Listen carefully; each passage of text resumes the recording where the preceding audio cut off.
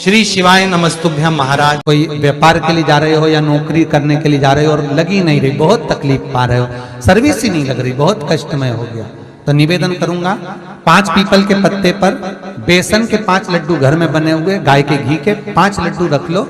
उस लड्डू के बीचों बीच एक आटे का दिया और उसमें तिल्ली का तेल डालकर इसी मंत्र का प्रयोग कर कर पंचमुखी हनुमान का किसी भी हनुमान के मंदिर में जाकर, दक्षिण मुखी हनुमान के मंदिर में जाकर उसको रख कर आ जाइए। इसके बाद आप उस काम के लिए जाइए, आपका काम सफल हो जाएगा। आपको किसी को नहीं कहना पड़ेगा कि हाथ जोड़ना नहीं पड़ेगा, किसी के पांव नहीं पड़ना पड़ेंगे, तुरंत काम होगा। बस इस मंत्र का स्मरण कर कर पंचमुखी हनुमान का भूतेश्वर जो मंत्र है वो सुख देने वाला, आनंद देने वाला, सहज नहीं महाराज, सुख की खान है, आनंद की राशि में। महाराज आप कोई बहुत बड़ा काम करने जा रहे हो, बहुत बड़ा यज्ञ अनुष्ठान, विवाह, शादी आदि आदि फंक्शन करने जा रहे हो, 4 दिन 8 दिन के लिए आप घर से बाहर जा रहे हो और आपको लगता है कि घर में ताला कैसे लगाएं, तो निवेदन है एक तांबे के कलश में जल भर लीजिए और जल भरकर उसमें थोड़ी सी काली तिल डाल दीजिए, भूतेश्वर शिव का नाम लेकर। कौन से शिव का? भूतेश्वर, शमशानवासी भूतेश्वर शिव का नाम लेकर काली तिल डाल दीजिए, कलश को प्लेट से ढक दीजिए, घर के किसी भी भाग में उसको रख दीजिए। उसके बाद आप चले जाए। किसी की सामर्थ्यता नहीं है कि उस घर में कोई पांव रखे, किसी की सामर्थ्यता नहीं है। और अगर कोई भूले से पांव भी रख दिया तो 22 दिन या 21 दिन के अंदर उसको, जैसे लोगों को हवा आती है, बस उसको चक्कर आना चालू हो, बाल खोल खोल के घुमा मिलेगा। शास्त्र प्रमाण करता है हमारा भूतेश्वर शिव। ये कलश जो होता है ना, जल का जो पात्र होता है, ये साधारण नहीं होता, सहज नहीं होता।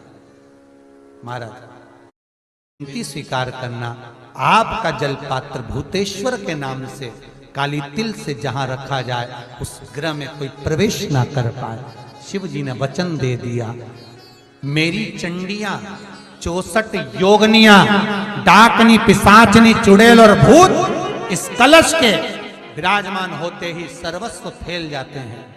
फिर राम जी जानते हैं हनुमान से, कहा हनुमान मेरा जाने का समय आ गया, मुझे तो जाना पड़ेगा ना, सीता पृथ्वी में चली गई, मुझे भी जाना है, मैं सरयू के जल में अपने प्राणों को त्यागूंगा, मानव का शरीर है, इसको त्यागना तो पड़ेगा ना हनुमान।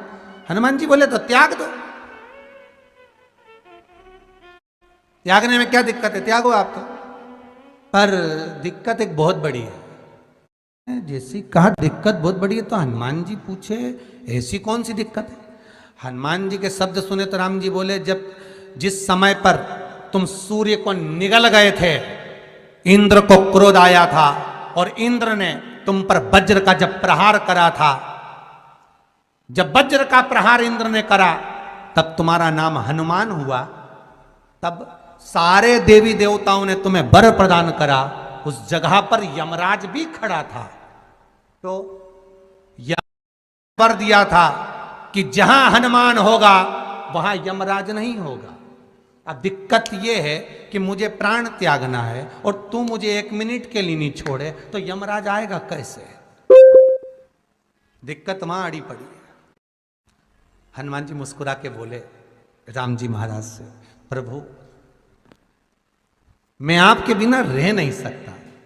तो राम जी बोले, मैं भी जानता हूं कि तू मेरे बिना नहीं रह सकता, पर एक काम तो कर सकता है ना। क्या? मैं अगर कोई काम बताऊंगा तो तू करेगा कि नहीं करेगा? हनुमान जी बोले, आपका काम और मैं ना करूं, ऐसा कभी हुआ है? जरूर करूंगा। ठीक है, ठीक है। बस अब राम जी महाराज ने सोच लिया कि हनुमान को जाने से पहले काम पर लगाना। अब वो कौन सा काम था? बोल हनुमान जी को कहां काम पर लगाया राम जी ने? किस जगह पर काम पर लगाया?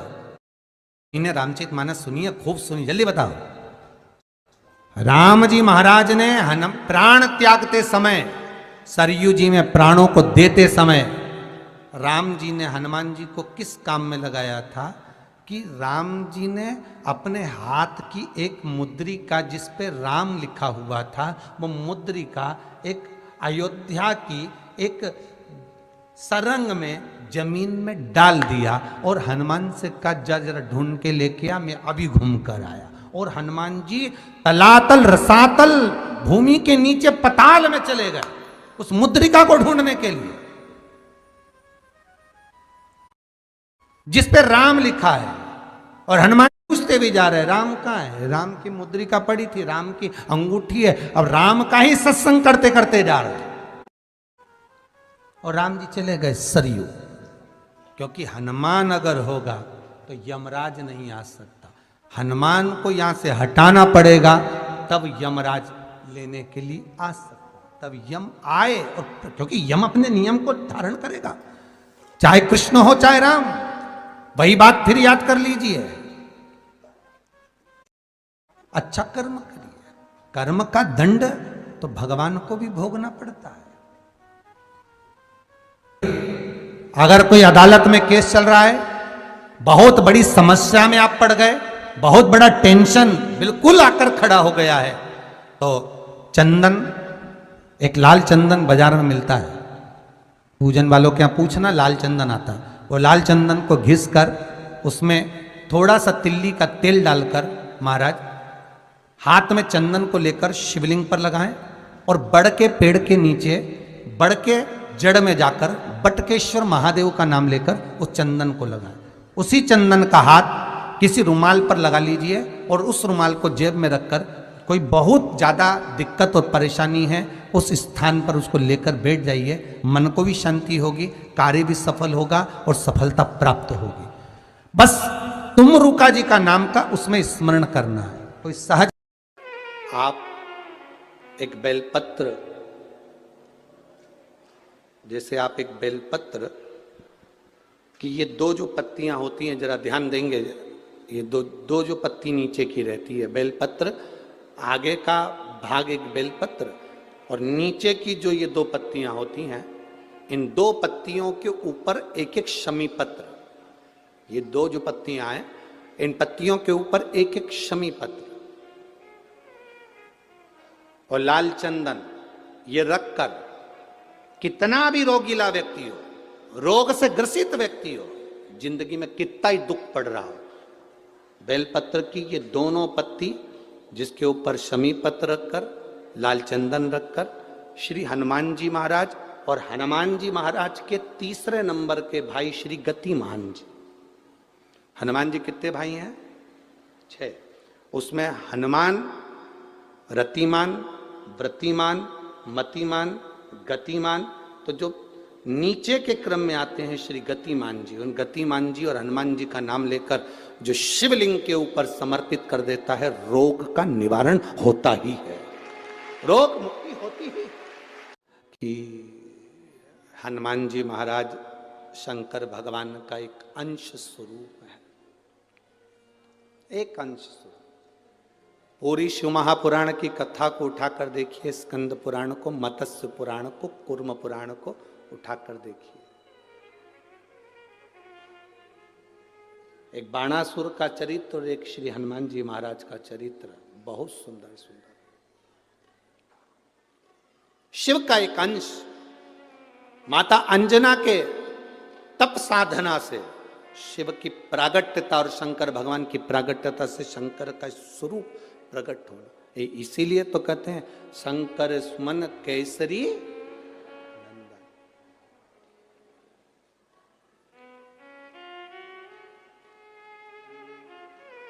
शिव का एक स्वरूप है हनुमान जी महाराज। हम तो हमेशा कहते हैं अगर आप हनुमान जी का भी दर्शन कर रहे हैं तो यह अंदाजा लगा कर रखें कि आप शंकर का दर्शन कर रहे हैं। आप शंकर का दर्शन कर रहे हैं तो यह अंदाजा लगा कर रखें कि आप हनुमान जी का दर्शन कर रहे हैं। सब एक, कोई भेद नहीं।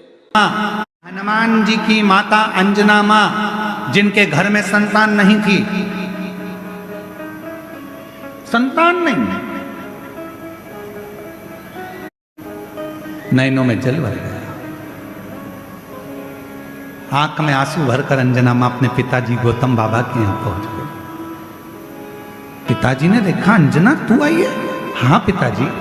बेटा तेरी आंख में से आंसू बह रहे हैं, क्या हो गया? पिताजी औलाद नहीं है, संतान नहीं है। गौतम ऋषि ने कहा, अंजना इतनी सी बात के लिए रो रही है कि औलाद नहीं है? इतने साल हो गए शादी को पर संतान का सुख नहीं है। मेरे पति केसरी के भी नैनों से जल बहता है पिताजी, कोई उपाय बताओ। गौतम बाबा ने कह दिया, अंजना पार्थिव शिवलिंग का निर्माण करना, पूजन करना, आराधना करना, शिव का चढ़ा हुआ जल का पान करना, शिव साधना में लगना। अंजना माता ने वैसे ही करना प्रारंभ कर दिया। शिव जी की कृपा हो गई, शिव की कृपा, प्रकट हो गए भगवान शंकर। अंजना मांगो तुम्हें क्या चाहिए? अंजना जी ने कह दिया, बस आप मेरे पुत्र बनकर जन्म ले लो, आपके जैसा पुत्र चाहिए। शिव जी ने कहा, मैं तो जन्म नहीं ले सकता, फिर मेरा अंश स्वरूप तुम्हारे गर्भ से जरूर जन्म ले। और पवन तनय संकट हरन मंगल मूरत लखन सीता सहित हृदय मेरा ही अंश तुम्हारे गर्भ से जन्म लेगा। और भगवान शिव के अंश कौन? जम के बोलो। अंजना माता के गर्भ से प्रकट हुए श्री हनुमान जी।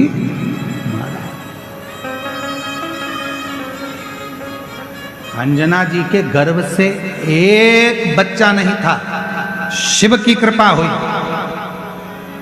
6 बच्चों का जन्म। हनुमान, गतिमान, रतिमान, मतिमान सब प्रकट हुए।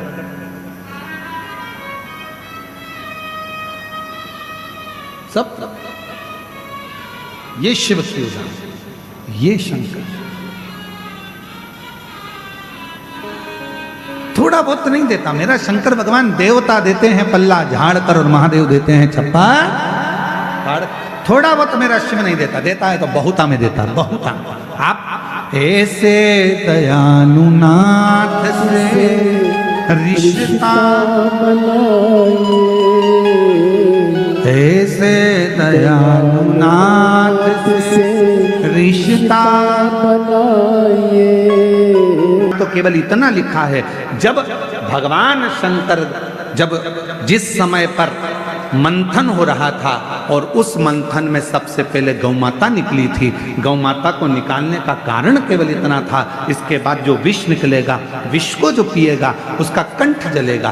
कंठ की जलन को कौन रोक सकता है? तो कंठ की जलन को गाय माता का दूध रोक सकता है। इसलिए शिव महापुराण में लिखा कि शंकर भगवान पर माँ जगत जननी जगदम्बा अम्बा ने गौ माता का थोड़ा सा दूध शिव को समर्पित करा, जिससे उनके कंठ की जलन रुक गई।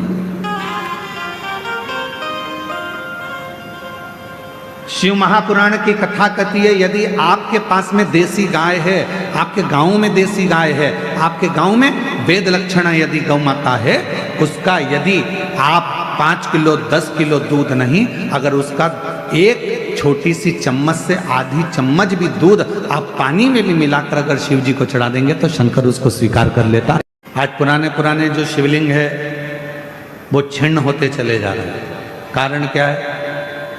मंदिर के अंदर जो दूध जा रहा है वो केमिकल का जा रहा है, थैली का जा रहा है। ना जाने कौन कौन से पाउडर से दूध बनता है, वो मंदिर के अंदर जाता है, शिवलिंग के ऊपर चढ़ता है। शिवलिंग धीरे धीरे धीरे धीरे करते हुए उसका पूरा छार छार होकर खंडित होने लगता है।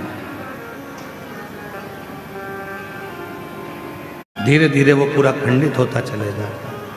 इसलिए शिव महापुराण ने एक बात कही, सारी समस्या का हल, जम के बोलो जरा, एक लोटा जल रखना। पीपल के वृक्ष की परिक्रमा करने से वैभव बढ़ता है, आंवले के वृक्ष की परिक्रमा करने से लक्ष्मी बढ़ती है, याद रखिए, तुलसी की परिक्रमा करने से सौभाग्य बढ़ता है। अब 108 मन का लगाओ, चाहे 208 लगाओ, 216 लगाओ, ये आपके ऊपर है। यहाँ आपका भाव होना चाहिए कि हम भगवान को कैसे रिझाएं, कैसे रिझाएं, ये आपका भाव है। उसका फल क्या है? तो उसका फल वैभव प्राप्ति का है, धन प्राप्ति का, यश का। भैरव की परिक्रमा, हनुमान जी की परिक्रमा, भैरव की परिक्रमा, शंकर भगवान की परिक्रमा, शिव जी के जितने रुद्र अवतार हैं, शंकर भगवान के जितने अंश अवतार हैं, इन सब की परिक्रमा का भाव 3 परिक्रमा का। कितनी परिक्रमा? 3। काल भैरव, भैरव की परिक्रमा कितनी होती है? जम के बोलो, 3। हनुमान जी की परिक्रमा कितनी होती है? 3। शंकर के जितने अवतार है, मेरे शिव के जितने अवतार हैं, मेरे शंकर के जितने अंश अवतार हैं, उनकी सबकी परिक्रमा 3 है। भाव है 3 परिक्रमा शंकर की भी है, पर पूरी नहीं। कैसी? आधी। 3 चीजें हमें परमात्मा को पुकारते समय हमारा साथ दे देती है और परमात्मा के मिलन में हमारा साथ प्रदान करती है। एक हमारी नाभि, हमारी टुंडी। दूसरे नंबर पर हमारा ये दोनों भुकुटी के मध्य में जहां हम तिलक लगाते हैं, वो आज्ञा चक्र। ये दूसरे नंबर पर है हमारा आज्ञा चक्र, जहां हम तिलक लगाते हैं, बिंदी लगाते हैं, टीकी लगाते हैं। और तीसरे नंबर पर है जहां हमारी शिखा है, चोटी है, शास्त्राचक्र। ये तीसरे नंबर।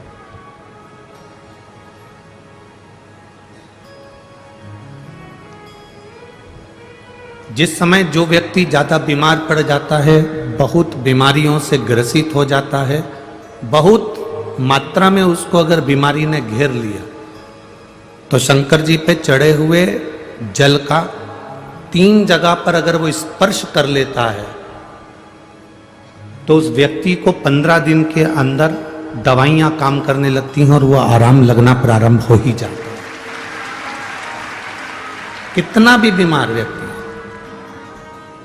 डॉक्टर कह रहा है इसका अगर 8 दिन के अंदर फीवर नहीं उतरा, 8 दिन के अंदर इसको आराम नहीं लगा, तो फिर इसको भर्ती करना पड़ेगा। 10 दिन के अंदर इसको आराम नहीं लगा, तो फिर इसको हॉस्पिटल भेजना पड़ेगा। 15 दिन के अंदर अगर इसको आराम नहीं लगा, तो हमको यह करना पड़ेगा। 3 जगह पर शिव जी के चढ़े हुए जल का स्पर्श कराओ। शंकर जी पे चढ़े हुए जल को लेकर आओ कटोरी में, लोटे में, उसका स्पर्श हमारी नाभि पर हो, उसका स्पर्श हमारे जहां हम तिलक लगाते हैं उस जगह पर 3 उंगली से उसका स्पर्श, ब्रह्मा विष्णु महेश हमारे आज्ञा चक्र पर उसका स्पर्श हो, और उसी जल का स्पर्श हमारे मस्तक पर। आप 4 से 5 दिन लगातार भगवान शंकर पे चढ़े हुए जल का स्पर्श 3 जगह पर करते रहेंगे, तो व्यक्ति कितनी भी बीमारी से घिरा हो, उसको 15 दिन के अंदर उठकर खड़े होना ही पड़ता है।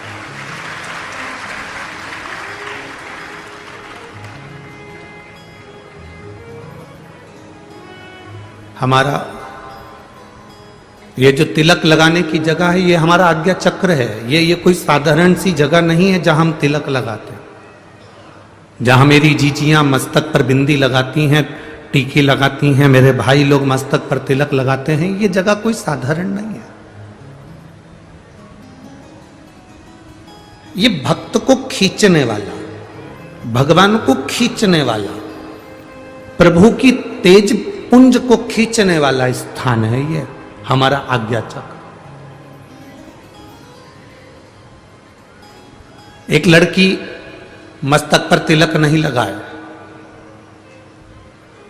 उसकी शादी हो चुकी है और माथे पर बिंदी ना लगाए, गले में मंगलसूत्र ना पहने, हाथों में चूड़ियां ना पहने, पांव में बिछुड़ी ना पहने,